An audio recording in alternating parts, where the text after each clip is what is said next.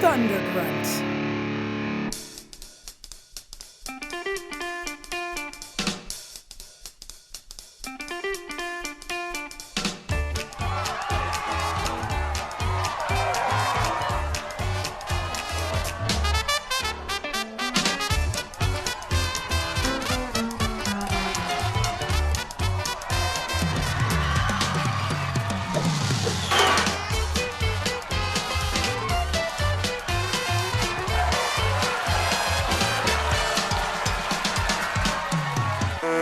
Hey guys. Hey Bob. Hey Bob. Hi, I'm Bob.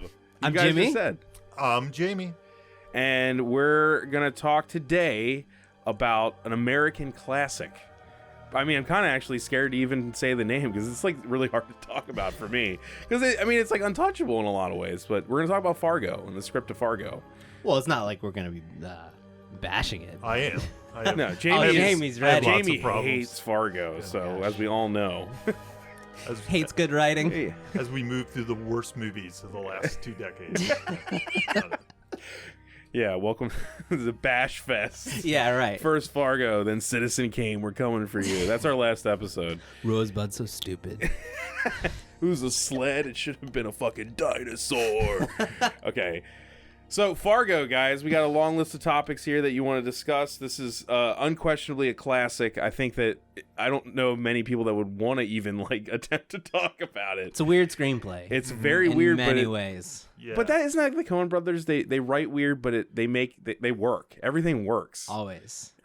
It doesn't necessarily feel weird as a movie. Not at all. It's only on, when you go back and look at it and try to take lessons from it that, you see the weirdness. Yeah, when you deconstruct it and try to figure out why it works, it's like, it shouldn't. Yeah. It shouldn't. It's because they're so talented. Yeah. It's also like having just watched it like 2 hours ago. It's simple. It is. I love that. There's nothing complex about it. It's like a few through lines. They're very clear. I love how lean it is. It's a 97-minute movie with credits. So it's probably maybe like 93 minutes of story, if that. I love that. Yeah, Well, it's strangely, it feels like it could be like a Lifetime mystery movie Yeah. in some ways, but then it's like awesomely the most awesomenessly executed. I'm trying to pen a word, but I can't think of what. There's definitely there's moments that are shot really like almost like intentionally conventional that look like a Lifetime movie. Like so true. in the home, like William H. Macy's home and stuff. It's like I've seen Lifetime movies that look like that. Yeah. Well, where do you guys think this like fits into their pantheon? Their like previous films and where this came in and Blood everything. Simple. What else was before this? So went Blood Simple, Crime Wave. Love Crime Wave. Oh, Have you seen Sam it? Raimi Oh, directed. man. They Jimmy, wrote it. you need to see Crime Wave. Crime Wave. It's like their Looney Tunes movie. Okay. Yeah. And so Crime Wave, they wrote it, but Sam Raimi directed it. Okay. That was his follow-up to Evil Dead. You should Is that the only movie that they've written and not directed? No, they wrote Bridge of Spies. The Angelina Jolie movie, Unbroken, I think. Oh, wow. They have a few. Shame on me for not knowing this. Well, it's kind of a recent thing. I think. Okay. Unless they script doctored things, and I don't really know about it. But you should watch Crime Wave. Okay. I mean, Sam Raimi. Putting it on the list. Yeah. And then Hudsucker Proxy, which Sam Raimi wrote with them. Okay. Raising Arizona, which was my big one as a kid. That was the one I loved probably the my most. God, I love that Miller's movie. Crossing. Okay. And then Fargo. Okay. Wow. So I think Fargo was the one that kind of put them on the map in some ways. Not that, I mean, I was an early adopter to the Coen Brothers. Fargo gave them prestige. It gave them prestige. was Yeah. Blood The Oscar. Simple heralded when it came out? Did people? It was a VHS movie. Okay. It wasn't very well known, and then it came out as this kind of thriller, and that it was the time of like Body Heat and stuff like that in movies. Yeah. Those kind of new noir movies that had a Yeah. little bit of sex, kind of horror level of violence, and it wasn't heralded, but it had a huge following on VHS. Okay. I can say that I'm old enough that I was actually working at a video store and I rented it on VHS and watched it for the first time. I was blown away. So yeah.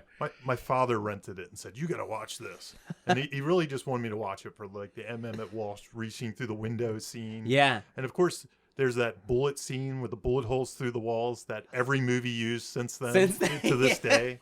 The corn video. Yeah, Pretty sure Michael Bay has even done it a few times. Probably. Yeah. I'm sure it's in like every Marvel. Once movie. again, a movie that is not filled with complexities. No, It's- for me when you know? I revisited, because I watched Blood Simple recently, and when I revisited Fargo, I hadn't connected them as being similar type movies, but I feel like they're very comparable tonally. I think this one they started to find their voice. It's like Raising Arizona, maybe their voice went crazy with voice, and then this one, and Hudsucker Proxy was very stylized, and they had one sense. But this was almost like bringing their voice to Blood Simple in some ways. You know, I like that. It kind of makes it. Where fun. was Barton Fink on the? But so here's the thing. I was reading about this the other night. Apparently, they had scripts for Lebowski, Fargo, and Barton Fink. But John Goodman was working on Roseanne at the time. Okay. So they went with Fargo. But they were all ready to go. So, That's amazing. Yeah. Jeez. Yeah. So Lebowski came after Fargo, and then I believe which one did you ask about? Barton Fink. Barton Oh, I'm Fink. sorry. Yeah. Barton I thought Fink came before it. Yeah, Barton Fink's because I thought pre-Fargo. yeah. Because So- Barton Fink, well, I love it to death. I didn't mean to throw you off there. No, it did. That did not gain prestige like Not this at all, Yeah. Well, the strange thing was, I saw two things. I saw Barton Fink and all of these were ready at the same time, but the one thing I saw was that, which doesn't compute. There is John Goodman would have been available for Barton Fink, but I guess he wasn't available for Lebowski. It must have come down to that. Yeah. Can you imagine Big Lebowski without John Goodman? No. No, it's like a role of a lifetime, man. Like no human could play that role ever. Just him. Yeah, Barton Fink was kind of the one that I came to later on, because it literally when the Coen Brothers came up in conversation, that was the movie I always felt I'd never heard about. No one talks about it, and then I came to it way later, and I ended up falling in love with it. I actually love that movie. watched it like 50 times. I really love that Yeah, movie. Barton Fink was the first press screening I ever went to. Oh, Wow. I was in college, and the school newspaper used to let some people Yes. go and do some movie reviews, and I was a film major, so I loved it. I was like all over it. It was probably Raising Arizona and it were kind of neck and neck for the ones I loved for a long time. Okay. But then it changes every year now. It's one of For those me, weird it's things. Hudsucker right now. Hudsucker. Hudsucker. That's probably like my top 5, honestly. I think Raising so, Arizona for me. Yeah. Yeah. Probably me too. Yeah. Edgar Wright's favorite movie, How by about the that? way. He told me to my face. I asked him. Oh, Miller's Yeah. Crossing also came before this. So Okay. if I didn't, You say did that. mention that. Okay, Yeah. I did. I couldn't You're on remember. top of it, Jamie. I threw you off. Miller's Don't you just hate them? I mean, like, shitting out that many classics on that level. Like, Yeah. are they even human? Like, come on. Miller's Crossing is enough. You know what I mean? Like, they're like the Jedi filmmakers. well, like anybody that's ever wanted to do this as a writer or filmmaker would be happy with one of their movies. Like, Yeah. just give me one. Yeah. And then they're, And they're still going. they're still going. You're right. Also, this movie, Fargo, it made more money than some of those other ones. Like, Yeah. The other ones were like in the 8 million range. I think Raising Arizona actually made a lot of money too, probably because Nicolas Cage was pretty popular at the But this time. one was a blockbuster. This one, Yeah. This one was, The Fargo? Fargo. Well, yeah. so what you're saying, you feel like this, Jamie, is what you're saying a little earlier, is that you feel like this was kind of like the end cap of them finding their voice. I think it was the signature thing that made kind of everybody, and not just film students who got free passes, really sit up and be like, Oh, these guys are a thing. You know, it's not just like these. What's this Barton Fink thing or this Hudsucker Proxy? I this don't weird understand. pretentious crap. I don't want to rent it. Yeah, anyone right. can relate to this movie. This Anyone is can very- relate to this yeah, movie, Yeah. and I think it kind of cleared the decks for what they would do in the future. Also, being on the Oscar stage helps everyone know who you Yeah. are. So, you know, I hope Guillermo del Toro is more widely known by the public now. I know. I'm sure he is. You know, well, I mean, it helps. I mean, when Yeah. in '96 when this won, there's people that are like, oh, maybe I should see that. And then they Yeah. want to see the Yeah. next Fargo. Yeah. They want to see Fargo 2, Yeah, which Fargo is the 2, Big yeah, Lebowski, exactly. and they're like, well, now I hate these guys. now they want a Fargo TV show. Right. And they got it.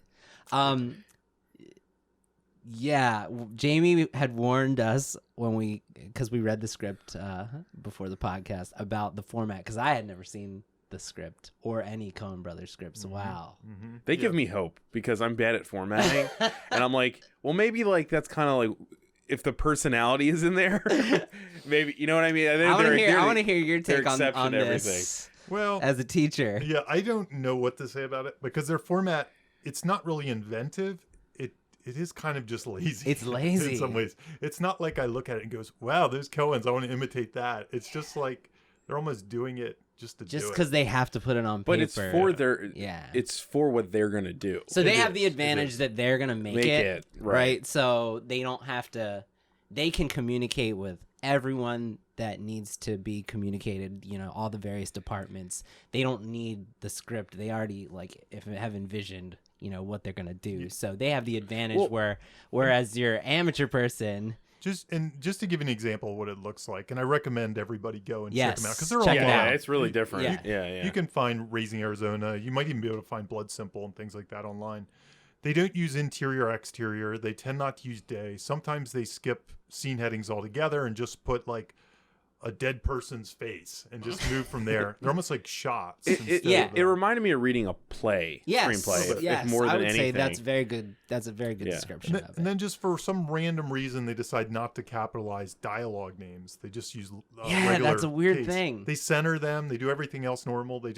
It's like they don't want to buy the software. Exactly. So what do you think about the fact that, because I've actually seen this, I can't think off the top of my head another good example, but oftentimes a screenplay that wins best screenplay, the Oscar, the format, it's not professional format. You know, it's not something that somebody who's learning could pick up and go, "Oh, I know what I'm doing after reading this." Isn't that because it's usually won by an auteur, though? Exactly. Isn't that the point? That's a very interesting. Well, I was gonna say, I find that to be a common thing. I'm talking to you guys, you're script guys, but in the end, doesn't this kind of show that, I mean, like, everything is about the end result? The story, yeah. It's like, I mean, the formatting is an important thing for, like, the business and everything, but, like, in the end, they're filmmakers, and all that matters is what is the end product, right? I'm of two minds of that. So, on one hand, I almost think spec scripts are a way you could play with the format, because who cares at the spec script phase? And there are a lot of people that play with things just to play with it and grab attention nowadays, and I'm one of them. I change up my style all the time and stuff like that.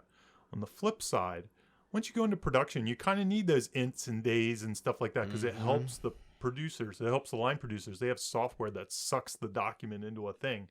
So usually what happens with me, if I have a spec that I am creative, at some point I change it to the less creative version for those people to be nice.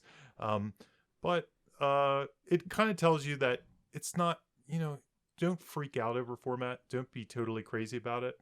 But then on the flip side, if you're a new screenwriter out there and you're writing your script, you're going to be judged by a lot of people that aren't the Coen Brothers and aren't the Coen Brothers producers and aren't the studio. They're people that read books, take classes, and really hold on to this stuff as like the magic sauce. Exactly. Well, we're sitting here with the script butcher. So on my end, I'll tell you. So what I run into a lot, and this is not talking about the movie, but I think it's important to bring up. Most of the scripts that are out there for people to learn from are shooting scripts, so they're not the right thing to learn from. Because what an amateur, what a spec script is not a shooting draft. And this goes for, things like this too. These auteur scripts that win Oscars. A lot of the gatekeepers, like Jamie said, are your frustrated nephew who can't make his way up the ladder, but he knows all the books by heart. And he has been told it goes. He knows the math. Exactly. But doesn't know the magic. They're really nitpicky and snooty. And so you really have to, in my opinion, write for them as much as you're writing for people who don't have that perspective. They're almost looking for someone to lecture to. Right. So don't give them an opportunity. I think playing it safe when you're somebody who doesn't have an agent, who doesn't have a name for themselves, who is trying to break in, you don't want to give people a reason to toss your script, even if it's just nitpicky stuff like formatting the slug lines.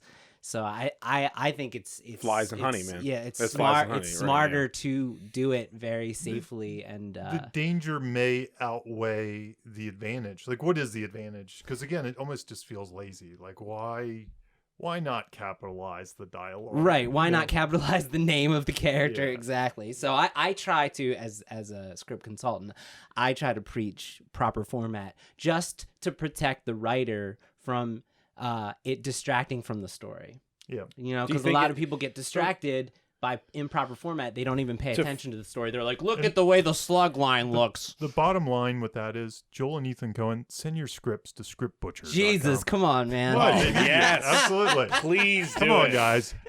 I would love to hear Jimmy to the tear him apart. 2018. Are you kidding me? It's perfect. I love it. Just say, yeah, no, it's good.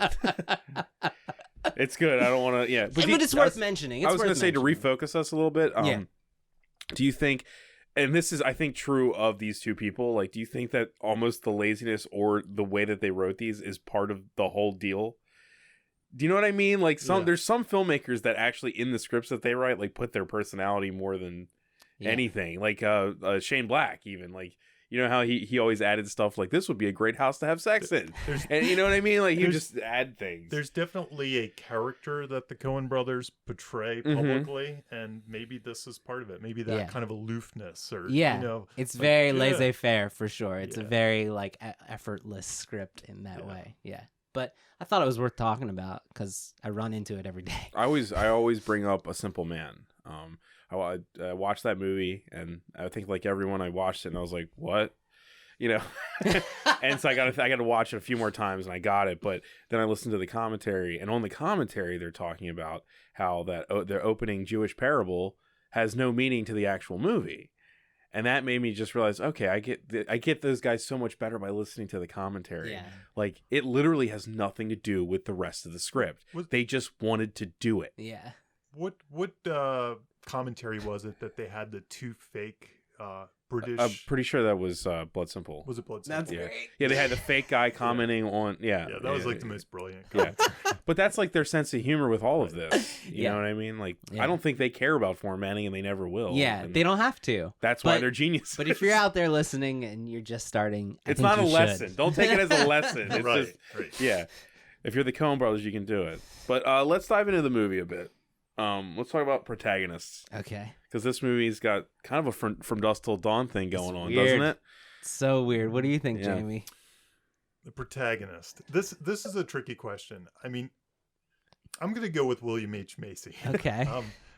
Jerry. It could be, it really could be William H. Macy or Marge. And in some ways, William H. Macy is my choice for the first half, and then Marge, because she gets basically She's not there in the first half, yeah, really. and Jerry's not there in the third act. No, Yeah. know. So he disappears. It's very tricky to say. Yeah. I don't. Who do you think? Okay. So this is really tough. It's a tough question. And it's a weird thing to watch a movie that's so good and then try to deconstruct it and then go, It shouldn't work this on doesn't paper." make sense. Like Phantom Menace is the other movie that I think of when I say who's the protagonist. I don't know who But it it's like is. because of mistakes. Oh It's my not God. covered. So the Right. thing is, like, she represents the theme and her theme wins out, which we'll talk about theme in a minute. And she's the one we're rooting for, right? We're rooting for her. We're not rooting for him. And I'm not necessarily saying that a movie you need to root for the main character, but with this movie, it feels like you do. Strangely, I do kind of root for him. I don't You know do? why. You Yeah, want him yeah. to I win? feel He's tension. he's such a pathetic I do. character. I want him to But stop would you suffering. say oh, this is good. Yeah, This is yeah, good. I do root for him. You know. Okay. But probably for all those reasons, you know, introducing a protagonist, it's like, how do you introduce a protagonist and make a despicable person doing a despicable thing likable? Yeah. And I think you do because he's trying really hard. Yeah. He's got the Minnesota nice thing going. Yeah. He's a bit of a doofus, but I think his save the cat, and this is a weird one, his save the cat is that father-in-law treats him like garbage. Absolutely. You know, yeah. so you kind of feel So for there's him. rooting interest just in that. It's the second he says that her and the son will never have a problem. Yes, that's right. Like, you know that this father-in-law alone. does not give a shit about this and guy. he's really That's- alone. Yeah. Absolutely. Yeah. So there's a certain loneliness to him. And he's come up with a plan that, in a weird sort of way, is relatively safe. And he's really just trying to have a better life. Like his Yeah. plan on paper is like no police would get involved. He'd just get the money. His wife would just get a little break. I mean, everything goes wrong, Yeah. So I don't know. I kind of want him in a weird sort of way, in a movie sort of way. I feel his tension when problems come up. Yeah, I don't you want him to relate. You fail. can connect with his emotions. Unlike Absolutely. if you had Darth Vader, and when something bad happened to him, you're like, yeah, Darth Vader, screw you. Get him. When bad things happen with Jerry, you're like, oh no, is he going to get caught? You feel the tension. You know, that tension. Right, he's caught in his own web of So deceit. you're becoming him. Yeah. You know what I mean? In that Yeah. beginning of the movie, I think you're becoming him. All right, well, you're stepping into- swaying me. You're swaying Well, me. he also because- has no finesse in anything he does in life. Like every character he interacts with, they all like kind of hate him. There's not a human in this movie They that pity likes him. Jerry. He's pitied. I don't know, man. I think most characters can't stand the guy. There's not a moment in this movie where somebody's like, "I'm happy to talk to you." Even Does that make His wife kind of is. Dude, even her, she's like She's- disconnected yeah, from most of the she's- movie, yeah. though. She's just not there. strangely, even in that True Coat scene, I feel kind of bad for him. Yeah. Like when I'm like kind of stressed No, out. you like, do. Even I though agree. he did it, I it's agree his completely. fault. he's a jerk. Yeah. I agree. yeah. I agree. Well, for me, the way I just feel like Marge is the one that has the she's like driving the story forward. You know, she's kind of carrying, in my opinion, she's carrying the movie. We're following her as she tries to uncover this mystery, and she represents the theme. And also, if she's not the protagonist, then is she the antagonist? And Well, if so, does yeah, that make so sense? I would view her almost like the fugitive. Yes, Tommy Lee Jones. Tommy That's Lee Jones. exactly what I was thinking. Tommy Lee Jones, yes, like Tommy the hero, Lee Jones. like he's like yeah. the hero of the movie, yet he's not. But he's That's not. right. Yeah. Yeah. I It's a almost feel very like good comparison. It's like a pursuit character. Yeah. But there's also this idea, like in themes, that there's a stakes character, and she's kind of that. She's Yeah. almost the one that has it all figured out. Yeah. So she's showing that side of the Yeah. theme. Can I throw a little wrench in there? Yeah, man. Absolutely. I think a really important scene in this movie is her meeting with her old. We're gonna get to that. We are definitely going to get Okay, but I think don't you think that plays into how like they draw out her as a protagonist? I and I don't. stuff? Yes, The I sympathy agree. thing. Why did she go? Yeah. There's You like want the to just talk about it? Well, no, I don't know. I feel like it's kind of relevant here. Yeah, let's talk about Well, yeah, absolutely. Well, if we can wait, we can wait. it. Okay. No, I mean, let me go to one other thing. Go, We can go. kind of skip down, but that's absolutely. We have an outline, people. Yeah. yeah. Your Organized. Your point is absolutely key to this debate, because if she has an arc, then it seems like she's more of a protagonist. If she's not just perfect the whole time. And what you just suggested, we'll jump into it. What you just suggested is that she has some doubts. She goes there, Yeah. and she's wearing makeup and she's Mhm. dressed up. She's not in First her, time in the movie. first Yep. time in the movie. Yeah. She's having some kind of, somewhere in her mind, she wants to get something out of that she's not getting at home Yeah. with her. And because she's so nice and sweet and stuff like that, that you don't really think of it in that terms, but was she 1 foot in the affair world or dabbling? Yes. I think it's- I think so. showing up at the restaurant was as far as she could possibly Well, go because with her morals. It's the first time we see her character be deceitful because she doesn't tell her husband, Mm-hmm. and everybody else in the movie that she's been against, like fighting against, is deceitful, and she's been the one character who's been honest the Right. whole time. And so all of a sudden we see her entering the villain's mindset. That's right. Also, in a scene that could be excised from the plot completely. Yeah. It doesn't matter. Yeah. But it's important. It's only a character. If that's she had it. told her husband, I'm going to see this guy that I knew from college or high school, I feel like it would be a completely different scenario, but she doesn't. Here's a weird thing. Well, after I watched that scene recently, I went back to the script to see if they said she's wearing makeup and she has a nice dress and things like that, and they don't. Interesting. So, because I was like, is that a costume decision? Is that them just not worrying about it? Or So- maybe Francis suggested it. I Or- don't know. or maybe Or they- they could just be like the department, the costume department Yeah. just was like, well, she wouldn't go to a restaurant in her But uniform. But they make it a you point, know? as far as you know. the way they film it, they romance that moment They do. before she walks in. She takes a deep breath.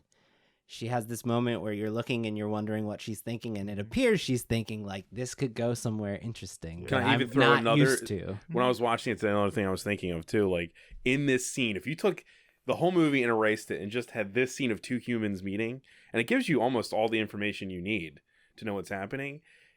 It's weird because that guy sort of feels like a Jerry.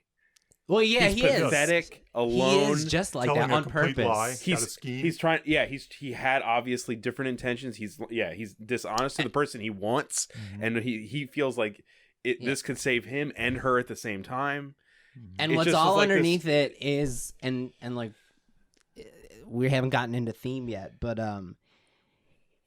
he says it all right there. He says they're talking about what they've accomplished in life, right? And he says it's not as good as what you've accomplished. Exactly. It's not as much as you have. Let's talk about theme then. I think we're already finding a trajectory of this podcast. Like, our question is, who's the protagonist? It almost frames the whole thing. Yeah, because it could be two different stories. But theme is a key part of this whole thing. Like, who would be the protagonist? So what were you feeling as far as theme? So theme, I think it's pretty clear. I think they do, and when I watched it again, I was like, wow, these last few scenes really hammer it home. Yes. It's so deliberate, but it's subtle. It's not in your face. Mm-hmm. And I didn't think before rewatching it that she had an arc, even looking at the script, but now I definitely do. Yep. And I think it's she realizes that she's content with what she has. Yep. And before the movie started, she wasn't. She wants to be a part of the good in the world. And yes, I really feel like that. That's really that I haven't thought about that. She gives him that lecture, and it's like she, in her own mind, at that moment, also decides, well, I want to be the opposite of what he is in this world. Yes. All this, I think she says something like, all this for a little money. For a little bit of money. That's exactly what she said. But in her such mind, a nice day. She was thinking all this for a little bit of sex. She's talking to herself. Right? Yeah, I mean, absolutely. She's saying, and she says, I just don't understand it. And it's really like she's talking to herself, not really him. Like, that conversation that she has is almost like just as much to herself as it is to him. There's also a scene... this is in the script, but I feel like we're talking about actors because Frances McDormand is amazing. So there's also a scene, and we talked about the moral premise on a previous one, and there's this thing called the moment of grace or something like that. Yes, that's exactly. There was one scene. Did you see that scene where she's looking at Jerry's family in the picture? Mm-hmm. Like, to me, that was almost a reflective moment. That's I didn't think about that. So if I had her trajectory.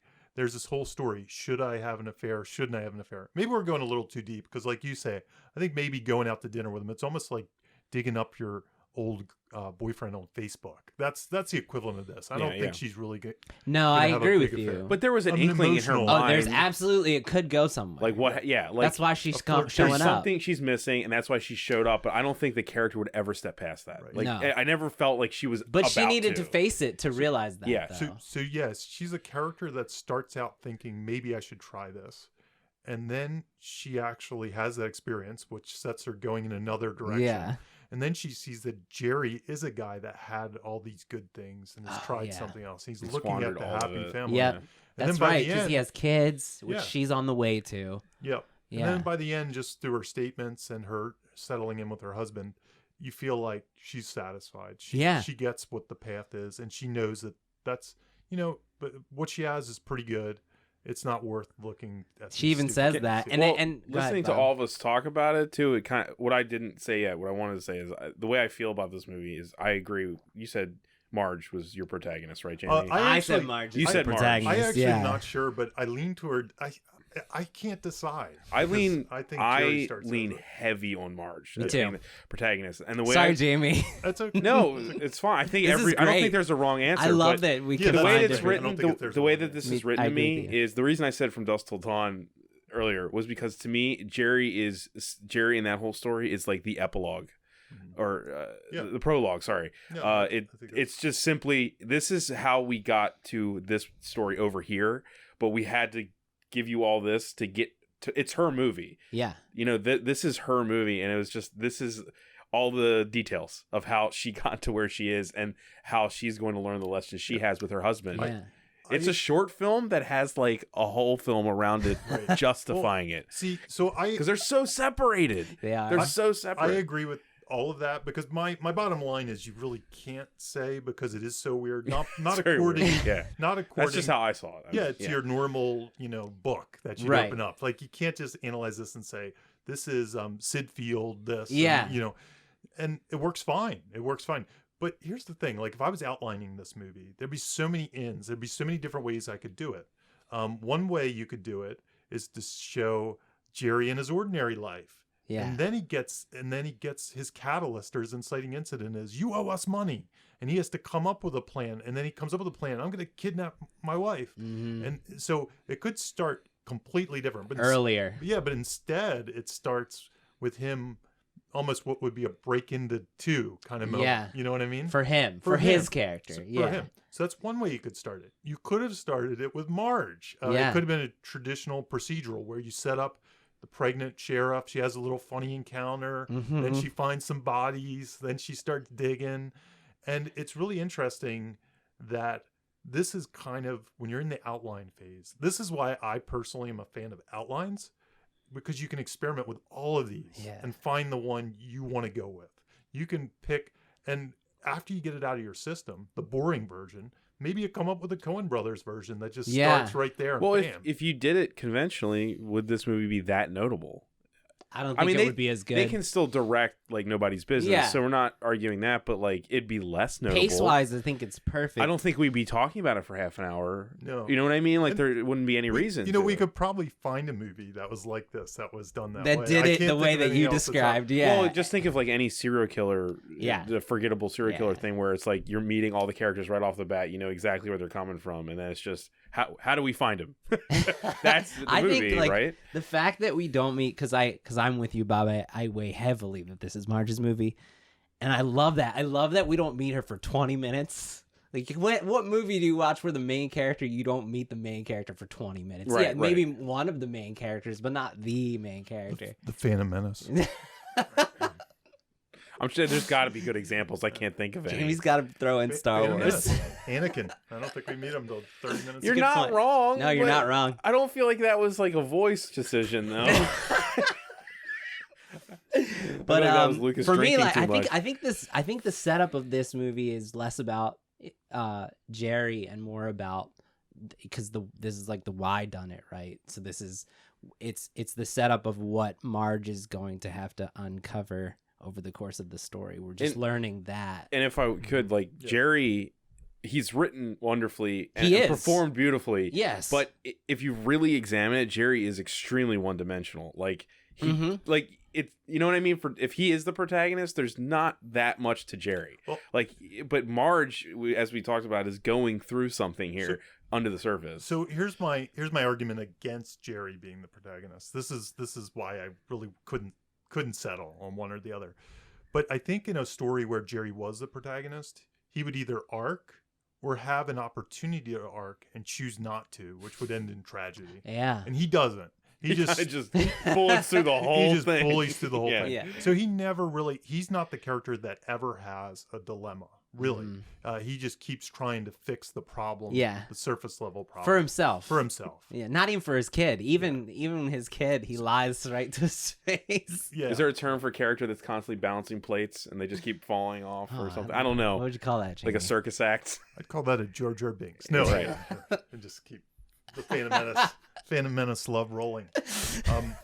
But I never really considered that about. I mean, that's something I just said, but it's something I kind of realize right now. Is like Jerry's kind of just that He's he is a through him. line. Like he I just don't. stays. I never, as much sympathy as you said you had for him. There's no point in that movie where I feel like, oh, he's gonna win. succeed. Yeah. No, Yeah, no. I know in the end he's either dead or in jail. Yeah. that's a good point. Yeah. There's no hope with that character. And his No. character Yeah. basically vanishes slowly For a through the long movie. part of the movie, yes. He starts becoming less important. Even Steve Buscemi is almost more important somewhere toward the second half. And that's something I try to preach when I'm reading scripts is your main character, if they disappear for 7 to 10 minutes of the movie, are they really your main character?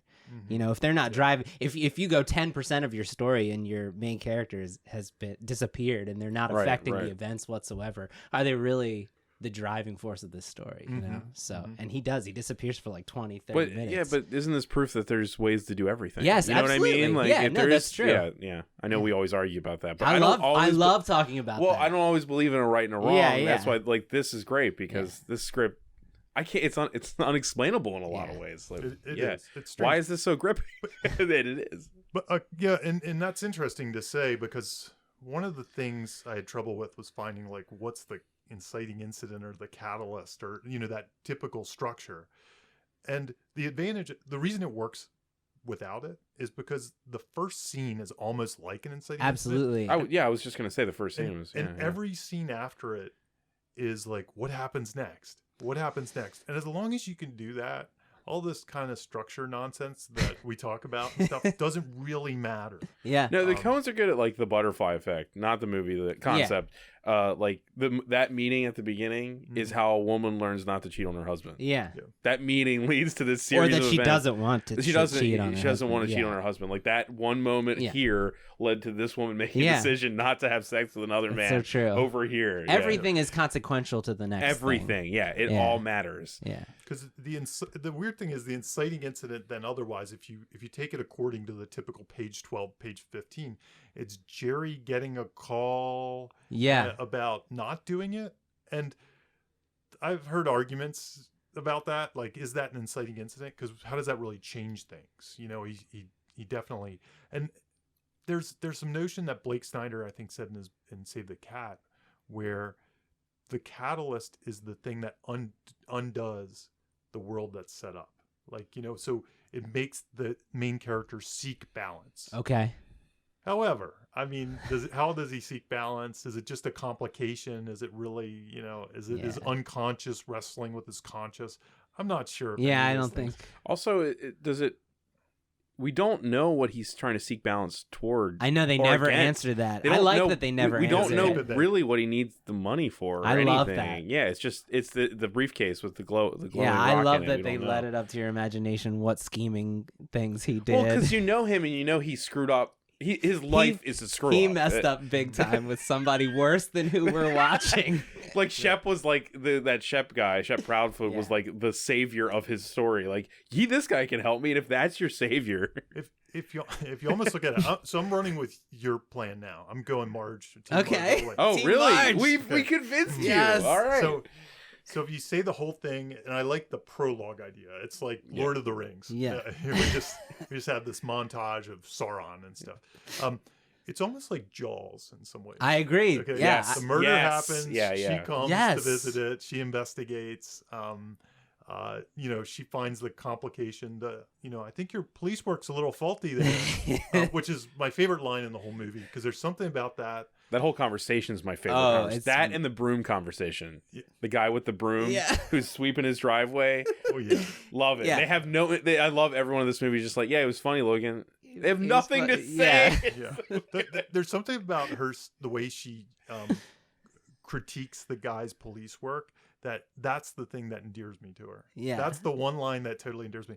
But anyway, that's almost like the thing that she's spinning off Mm-hmm. into the investigation. Like she finds that One thing. that one piece that they screwed up, that Jerry screwed up. And she's gonna. Did Jerry screw that up, or was it the guys? I'm trying to remember who the dealer plates and all that stuff. I Were they think supposed the to guy. I think swap 'em? Carl took it off. He Yeah, he says took I it always take off. my Yeah. plates Got it. off. Got it. It's just something I do. Yeah. So she found the one thing that these goofballs screwed up, and that's going to set her on the trajectory. So you could almost. She's also good at being good at her Being job good, makes and her they showed that. Yeah. kind of the Yeah. hero there. Just Yeah. the fact that she's competent in a there's sea rooting of in- incompetence. There's rooting interest techniques all over the place in that scene. She's pregnant, but she's still working hard. And then she's also funny. And good at her you job. know, and good at her job. She's well knowledged and And then you could probably take the whole movie and break it down into 3 acts from that. From that point, I think Yeah, so. you probably could. You probably could. So okay, so I wasn't that crazy with No, the no, prologue. I think Not it's at good. all. Like It that's works as a the prologue. movie, Yeah. right? Yeah. Well, let's talk about characters a little bit. Okay. You just talked about how you were endeared to her. I want to say I'm endeared to her husband because of the eggs line. Because he says, "I'll make you some eggs. You can't go to work without eating. I'll make you some eggs." I don't feel like there's much else to that character besides that line and showing he's there for her. Yeah. They don't really do much other work besides that, but that for some reason makes me want her not to sleep with that other guy. It tells a story of It its tells own. enough of just the Yeah. eggs thing tells enough of Yeah. a story. I don't need anything. Well, there's else. also the little subplot with the stamp art, and she's really Right, he rooting brings for her- him. he brings and her he doesn't lunch. think it's a big deal, and she does because she loves him and she's a good supportive wife. He's like, this is no big deal, and she's like, no, this is the best thing ever. But as a So, character, he's mostly inert, though. I mean, You're like, right. Yeah. he's just kind of there, and he's a bland character. yeah. I had not thought about. So you said how the characters Jamie posed the question, how do the characters represent the theme? And I hadn't really thought about until you asked that question about Shep. That's his name, right? Shep Proudfoot? Yeah. The guy who he hired originally. And who hired the guys, yeah. If you watch it thinking about it that way, you know, his backstory is antagonistic, but he's now a man who's trying to lay low and just live with what he has. He's as he's presented, at least on the screen, he's got a job that's like really quiet. You know, there's nothing sensational about it. He's only in there because he's in the know. Right. He knows who to go to. But what I'm saying, as far as like be a part of thematically, he's on the right side. Yeah. You know, he's content. Yeah. And then when these guys fuck that up, he goes back into being like a villainous character, and he's like, "You motherfuckers!" Like, and you know, he assaults them. He starts displaying the antagonistic behavior as soon as that contentment is like upheaved. But and he's I like hadn't thought about it He's until the you asked that antagonist question. of the villain's story. Yeah, really an odd way, It's kind odd. of. But I hadn't really thought about his character as like a good display of the theme until that. Yeah. Yeah, they all definitely have. If the theme is something along the lines of like, is our life enough? Or you know, or maybe about money or something. Yeah. It seems more broad than money. You know, it seems like, is this life enough? Because Marge, for example, and her dalliance, the Radisson. I also don't. Radisson. I think a Radisson. big part of this, because the Coen Brothers are really into like geography and location and how people are in different areas. This, I think, a lot of this has to do with Middle America or where, you know, and everything like. This has to do with a the deliberate type of, choice to set it there. where it is. Yeah. It's not just because their The accents setting are is a funny. character for sure. It's that that thing they've talked about, Minnesota nice. You know, it's always this nice space. But they could be sinister, but they're still nice. You know, and then you have like Steve Buscemi, who's not from around there, and he's got his own style. Now he's like this guy from New York, who's exactly. obviously just completely out of his element. It's like, who are these aliens? And then you've got like this living golem monster of he doesn't say Peter anything. Stormare. I mean, do you feel that he would be, if somebody, most people point to him as the antagonist, I feel, don't you? Like, especially in her story. Yeah. No? I think do you not Steve, feel that? In her story? In Marge's story. In her story, yeah. He's the antagonist. Yeah. But do you think he's the antagonist of the movie?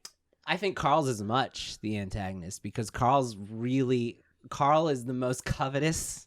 You know, Carl is the one who just wants more and more and more. And he's doing this and he's speaking every scene. It's all about the money, right? Like every time something goes wrong, he brings up how like we need this, you know, I want my 80,000, my 40,000. My only feeling is that he's not calculating and like it's not as. That's a good point. He's purely one-dimensionally selfish. He's not like trying. He doesn't care about others. He That's just true. wants it's his. just for him. It's And strangely with him, he's not as dangerous as. Oh no, not at like, all. I don't think he likes killing people. I don't think he was going to Yeah. kill the cop. You know, I think he almost would have gotten caught. No, in that he's scene. struck by it. He's shocked by it. And there are scenes that you can feel his loneliness. You know, like that's when he has like the hooker at the whatever show they're watching, and he's talking, and he just wants that connection. So he's seeking something more, whether it's money or people. He's upset that the guy won't talk to him in the car. You know, he just seems kind of lonely to me. You couldn't cast these two characters more perfect. You know what I mean? Like, can you imagine anyone playing those two characters I better? love the scene in the car where he's trying to get him to talk. Just say something. Once again, not plot. It's just great. No, it it's doesn't just matter. great. It's but just great. that scene is full of conflict, so it works. Yeah. You know, if it was it boring. sets everything up that they do. So. Yeah. The other thing I noticed in this movie, Linda Seeger's book, How to Make a Character Great, or Making Your Character Making Great, a good script great. The There's the book. second book. Yeah, that's one of them. It's Making Characters Great, or I something. haven't like read that one. She came up with a thing. The one thing that always stuck with me in that book, she says great characters have a paradox, so they're not just linear. And I saw an article recently about tensity, and tensity is a thing in marketing and branding where you have two opposite things that kind of work for the brand. Okay. So, you know, these characters kind of have those paradoxes. Here's a contrasting example. I'll go back to Star Wars. Yoda is kind of like this bumbling, foolish wise man. So it's a paradox. You see, there's two things acting. But then if you take a character from the same universe that doesn't have tensity, it's Jar Jar Binks. He's just a fool. He's not like a heroic fool. He's not a powerful fool. He's just a fool. I think he wanted him to be a heroic fool at the end there. Maybe. But it didn't work. I was sleeping by then. I saw it 6 times. So how would you how is this on display in Fargo? So I think Marge, what would you say? She definitely has a paradox going. On one hand, she's this kind of very smart investigator, Sherlock Holmes. On the other hand, she's kind of this... She's very gentle, pregnant, kind, soft-spoken. Yes. And then you have somebody like Jerry, he's the mastermind thief, or he's the guy who... But he's tried dad. to do this. Exactly. Yeah. He's dad. Exactly. Yeah. And all the characters have some sort of paradox. That's None an of them are interesting just point. linear. Well, how do you feel about yeah. Steve Buscemi and Peter Stormare there, though? Steve Buscemi, I definitely think has a paradox. I'm not sure. You know what I mean? Yeah, it's almost, The silent golem, you said. yeah. Well, because he's like a monster in this movie. Yeah. And he doesn't care about anything. Oh, that know? moment is so scary when he says, when they look over and they've killed Jerry's wife. He's killed Jerry's wife, and he's like, "Why did you kill her?" He's like, "Well, she was making noise." You know. I think he. God, that's all. It's, yeah. I don't, Dark comedy at its finest. I don't really know what his paradox is. He's just scary because he's a monster and we don't know what he's thinking. Yeah. You know, so I'm not sure if he has one necessarily. But all the other characters. It's almost like you would write that. I couldn't imagine them that when you write this script, you would be like, well, Peter's got to do this. You know what I mean? Like to write that, because there's not much there on the page. It's like you need the person to make this work. Yeah, and they got him. Yeah, we need the ultimate dead face. And it's like Peter Stormare. Okay. Yeah. Yeah. I mean, is there anything else? I think we went through our outline pretty good. I think it's a great... the fact that it doesn't follow any of the things that we are taught, and it still tells a great story, and it won an Oscar, and it's relatable. It's a great script. Yeah. And, maybe one of the reasons it breaks these rules is because of that thing in the beginning. This is a true story.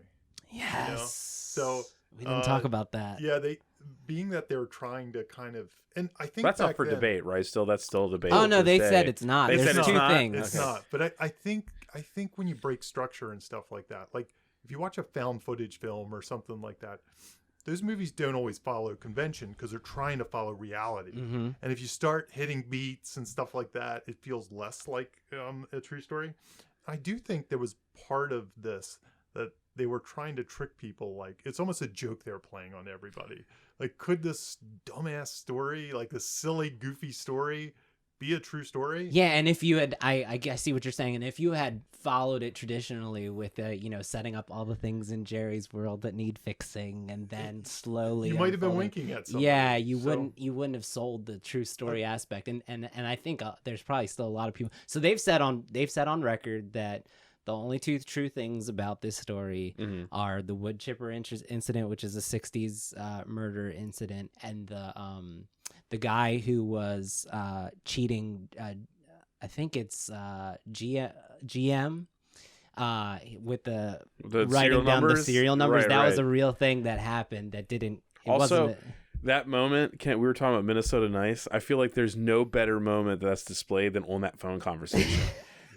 The way that guy responds to Jerry on the phone is like the way it just slowly, gradually, where he starts losing the Minnesota Nice, it displays it perfectly. Yeah, it does. It really does. I love when he calls back too, and he's like, and he's done. Yeah, he's just done. Yeah. He's not nice on that last one. It's just like when he's like, "Oh, the cars definitely exist." He's like, "Well, I'm sure they do." Yeah. And then it just devolves so hard. Yeah. Yeah.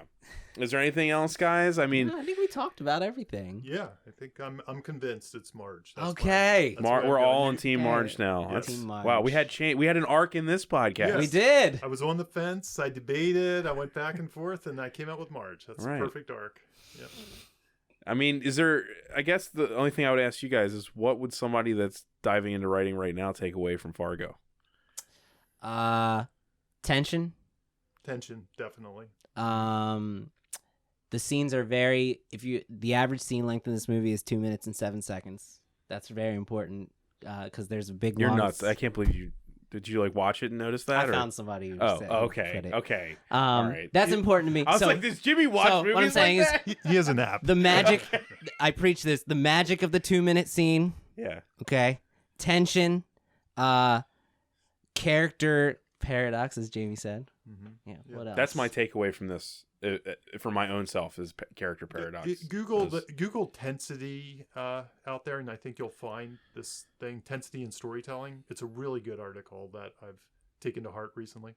For me, when I watched it, when I'm amazed, because it's something that I'm not sure I do, and even approach as well as they do, and it's almost inspiration. Their scenes are so entertaining. Like, it's very easy to outline, it's not easy to outline a whole script and a whole story. You have this beat sheet, but then your scenes are just servicing the outline. You got to get in there, and all of their scenes, I could watch any one of their scenes It's a by short itself film. and just be entertained. It's one of those movies, if you flipped it on at any point, you'd be like, wow, this scene's awesome. And it's all based around character and agenda, I think. Yeah. Every character in every scene. Yeah, so dig into those scenes. Like, just because you have a really good outline, go to town on your scenes, make them awesome. I think it was actually Jimmy who told me years ago. I mean, like, when we first met, you were like, make sure every scene is a movie. That's what you said something like that to me. I do say that. Make sure every scene is a every movie. scene is its own little movie. Right. Like, if somebody could just take that out and it's like, that's a clip, and I would love it. And it's great. I know everything's going on. Man, I was preaching that stuff to you years man, ago. you were Shame on me. That's just shitty. You were Hey, delivering Bob, it down. Just so you know, Bob, every scene This needs was to be a while I movie. was like working on your movie as like an assistant editor. So, like, they're just handing down info. Yeah, But- I think every scene as a movie is my takeaway from this. Yeah, there you go. Okay, that's a good takeaway. Yeah. I guess we should end this, and me and Jimmy should go watch the show Yes. because I've never seen the show. The show is great. It will. When you said, "Is there anybody you could recast?" Well, how about Martin Freeman and Billy Bob Thornton? It's really not recast though. It's. Are they playing the same characters? No, it has similar traits, but it goes off into different directions. It really just takes place in the same thing and has the same sensibility. That's really what it is. Somebody told me it was like a show about a town and It's like a the show about different a town, the things that crimes happen in a town. Yeah, you know? yeah. So I mean, nothing will ever make me love this movie less. I think I could watch this at any moment. So I I will it. check the show out though. I Not think that you'll it's like not it. that they're competing. Not that they're competing. I think you'll both really. I'll like watch it in 2035 when I catch up. it. There'll be 10 seasons by then. Jeez. All right, guys. Thanks a lot. All right, thanks for listening. Yeah. Thank you so much. Coen Brothers, stop being so amazing. Leave some for the rest of us. All right. Bye. You have just listened to Writer's Blockbusters, a screenwriting podcast featuring two professionals and another guy. Available only on Thundergrunt.